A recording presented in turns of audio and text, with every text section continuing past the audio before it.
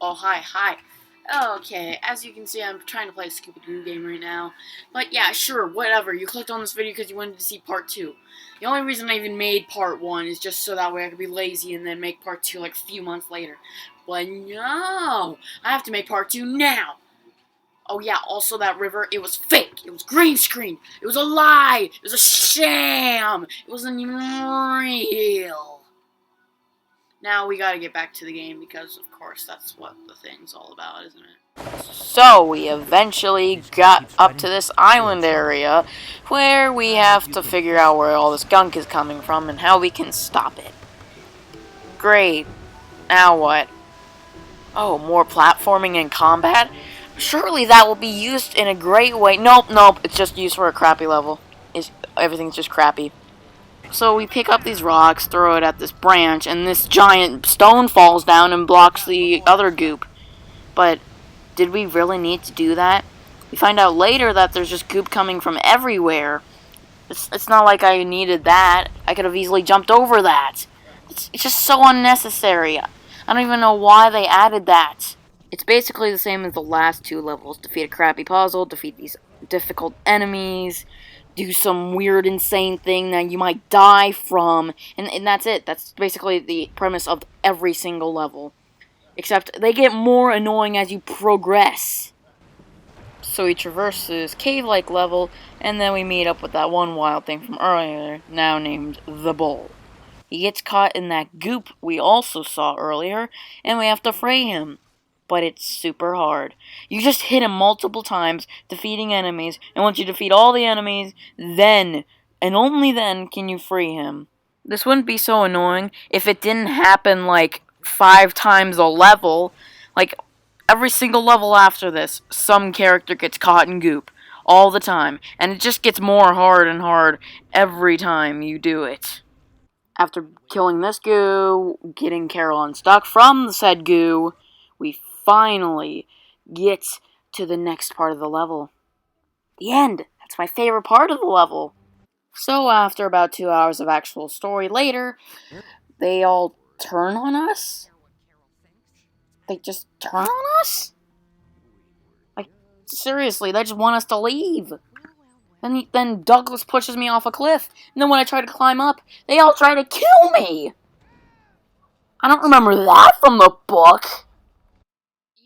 I don't really remember this being the theme of the story. Pretty sure that the theme of the story was not to get too greedy or some bull crap like that. But apparently the theme of the game is just kill everything you see. Doesn't matter about making friends. Murder is the only way to live. Like, seriously, everyone's a huge jerkwad. Until, remember that portal from earlier? Well, apparently, we go into that portal because we are stupid. And guess what? Like, somehow we got back to the village. I don't even know how that happened. Was it a glitch in the game? Because, what? Let the wild rumpus start! Yeah! Oh, now you say something. Now he says something. 5 hours into the journey. 5 hours after you see monsters in the wilderness that want to eat you. You finally say, oh, let's start this party up in here. Well, you know what? I'm going to go start a party somewhere else. The moon is falling? We have to tell Carol. Is falling. How ridiculous do you think that sounds? Very ridiculous. Extremely ridiculous. Are you stupid ridiculous? How? Who makes the moon falling? Is that the best they could come up with? It doesn't even follow the movie, so it's not like it's getting anything special or anything. What kind of movie tie-in game is this? After revealing some of the game's more technical errors, I swear this thing's a ticking time bomb. Saving some wild thing from goo, doing a crappy level, we find an island! Oh wait, it gets eaten by goo, which we probably spent about 2 levels trying to get to. Wow, great way to waste my time, isn't it? I may be missing quite a bit of footage, but it's not like you're going to miss anything, so let's just skip to this part. They decide to go to the moon to live there. I have so many questions that I'm going to ask, but I'm just not going to ask right now because my mind's already too stressed about this game. So we have to climb up this tower that Carol made in about 2 hours, which is kind of astounding to be honest. And guess what? You gotta fight off these giant goo monsters. And then guess what? Oh, run. That's a very helpful tip. It's a mad dash to the end. We gotta, like, run over and over again. It's like a mad dash. Like, this is the most stressful part of the game. And we finally beat it, with Max getting onto the moon, and they dance. And then the bowl is there, too. The end. You stupid head. What do I have to say about this game? Well, let me think. What's the words I'm thinking of? How do they mess this up? How do they mess up a game based off of a movie, based off of a children's book made in the 1960s with about the most simplest concept you can think of?